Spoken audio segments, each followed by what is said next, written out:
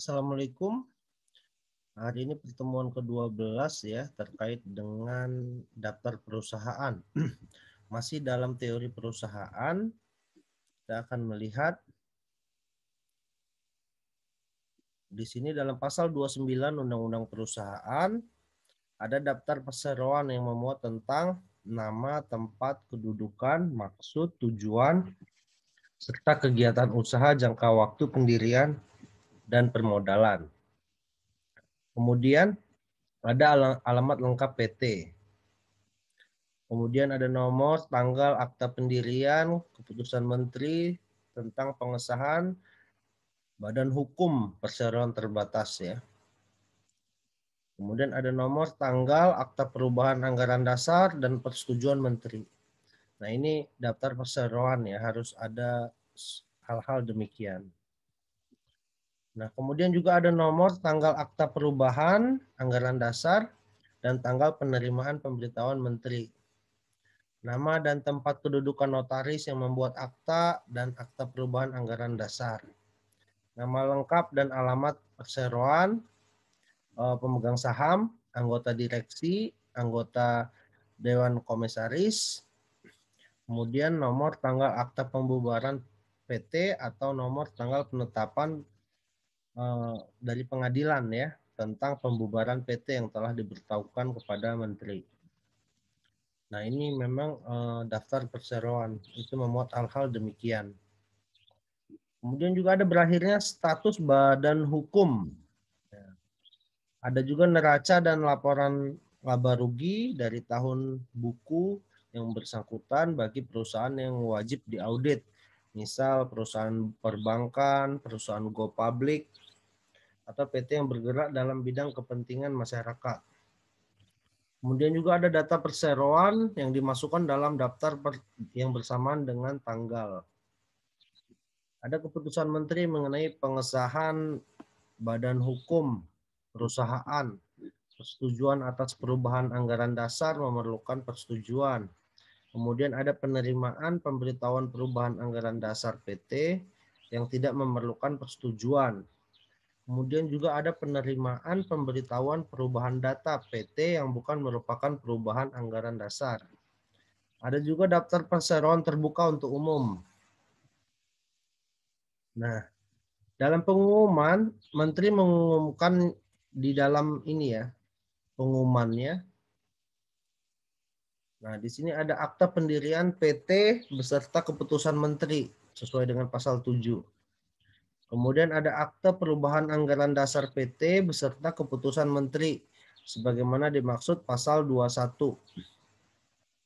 Akta perubahan, akta pendirian, ya, akta perubahan AD yang telah diterima pemberitahuannya oleh Menteri. Ada juga daftar pemegang saham. Direksi wajib menyelenggarakan dan menyimpan daftar pemegang saham yang memuat nama dan alamat pemegang saham, jumlah, nomor, tanggal perolehan saham yang dimiliki pemegang saham, berikut klasifikasinya yang dikeluarkan lebih dari satu klasifikasi saham. Kemudian ada jumlah yang disetor atas setiap saham. Kemudian ada nama, alamat dari orang per orang atau badan hukum yang mempunyai hak gadai atas saham atau sebagai penerima jaminan fidusia dalam perolehan hak gadai atau tanggal penerimaan jaminan fidusia. Jaminan fidusia itu jaminan ini ya, yang diberikan ketika perusahaan itu dimintakan oleh orang untuk keuangan. Ada peminjaman keuangan, permodalan, maka harus ada jaminan fidusia yang dibuat di atas akta notaris ya. Kemudian juga ada keterangan penyetoran saham dalam bentuk dalam pasal 34 ya. Quasi imbreng. Kemudian juga ada daftar pemegang saham. Direksi juga wajib menyimpan daftar khusus yang memuat keterangan mengenai saham anggota direksi, dewan komisaris, beserta kelompok dalam perusahaan, kemudian PT lain dan tanggal perolehan. Ini daftar khusus. Nah, ini ada beberapa macam PT yang kita harus ketahui juga ya. Ada dua macam, PT yang terbuka dan PT yang tertutup. Nah, kalau PT terbuka ini di belakang nama PT-nya ada tulisan TBK ya. Dia biasanya go public ke pasar modal atau pemegang saham lebih dari 100 pihak. Nah, ini banyak pemegang sahamnya. Atau modal dasarnya lebih dari 3 miliar atau suatu jumlah tertentu yang ditentukan oleh undang-undang. Selain yang terbuka ada yang tertutup.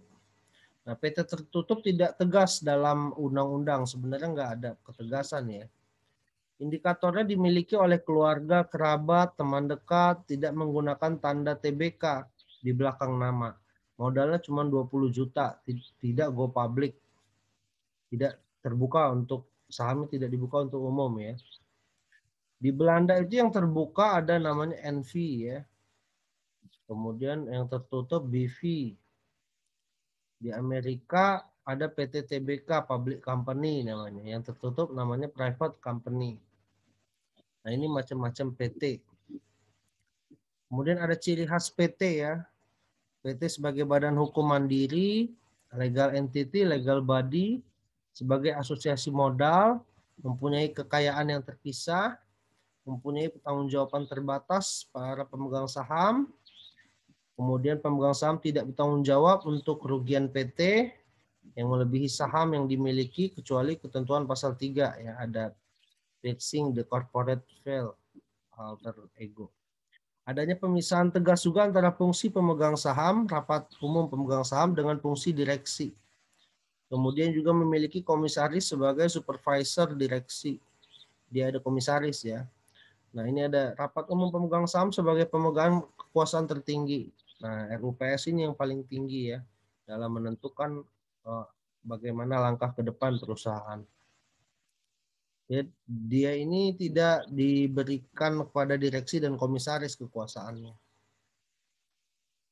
Nah, kemudian ada modal PT ya, modal dasar, modal ditempatkan, dan modal disetor. Modal PT minimal 50 juta, modal ditempatkan dan disetor minimal 25% modal dasar. Kemudian dibuktikan dengan penyetoran yang sah, kwitansi atau neraca. Ada juga pengeluaran saham lebih lanjut untuk memenuhi modal ditempatkan harus disetor penuh. Modal PT dalam neraca juga merupakan utang sebenarnya.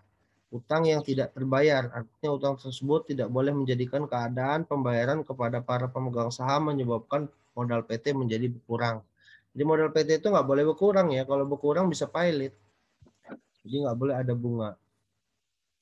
Kemudian penyetoran modal saham dalam bentuk uang dan bentuk lain. Ada saham ya, bentuk lainnya seperti tanah, kendaraan, mobil ya, benda bergerak lainnya. Ada juga penilaian atas harta bentuk lain yang ditentukan berdasarkan nilai wajar yang ditetapkan dengan harga pasar atau ahli. Ya, ada juga ya saham-saham modal lain ya yang ditentukan ahli penilai.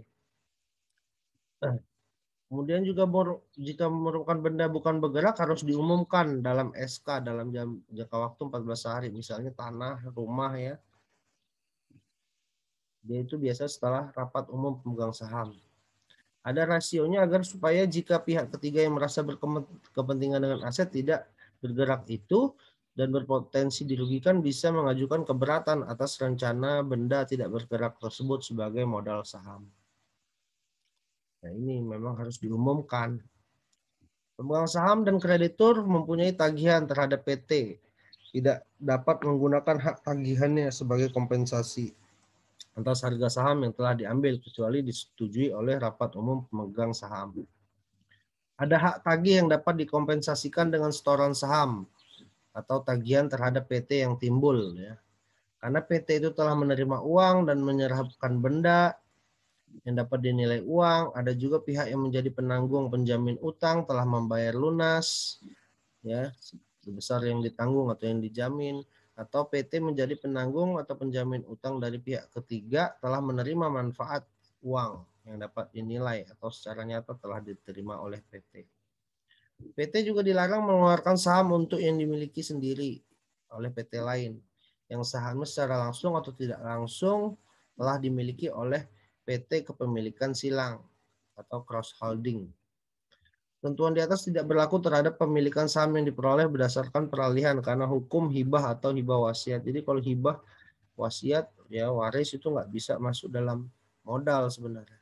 Saham yang diperoleh karena hal di atas dalam 1 tahun setelah tanggal perolehan harus dialihkan ke pihak lain yang tidak dilarang memiliki saham. Nah, jadi memang bisa dimiliki sendiri ya saham secara langsung.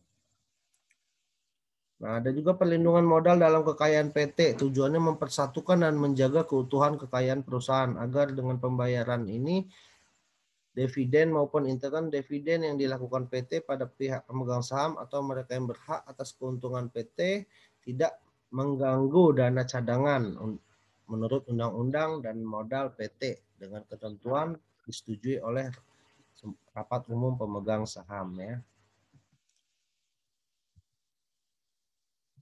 Nah, ini nanti kita akan bahas lebih khusus lagi terkait dengan modal ya. Ini perlindungan modal. Kemudian nanti ada penambahan pengurangan modal. Dalam perlindungan modal ini ada ancaman juga ya, ancaman batal demi hukum, direksi dipertanggungjawabkan secara tanggung renteng, ya. Bila pembeli kembalikan saham, ya, atas kerugian yang diderita pemegang saham, saham yang di buyback hanya boleh dikuasai 3 tahun, ya. Nah ini ya, ada buyback, PT harus dibayar dari laba bersih sepanjang tidak menyebabkan kekayaan bersih dari jumlah modal yang ditetapkan ditambah dana cadangan. Jumlah nilai nominal seluruh saham bersama saham yang dimiliki anak perusahaan dan gadai saham tidak boleh melebihi 10% dari jumlah modal yang ditempatkan. Pembelian kembali dilakukan untuk dijual kembali, kemudian tidak mengganggu kekayaan PT. Jadi saham itu bisa dijual ya memang. Itu sedikit materi hari ini. Nanti kita akan lanjut kembali minggu depan. Terima kasih.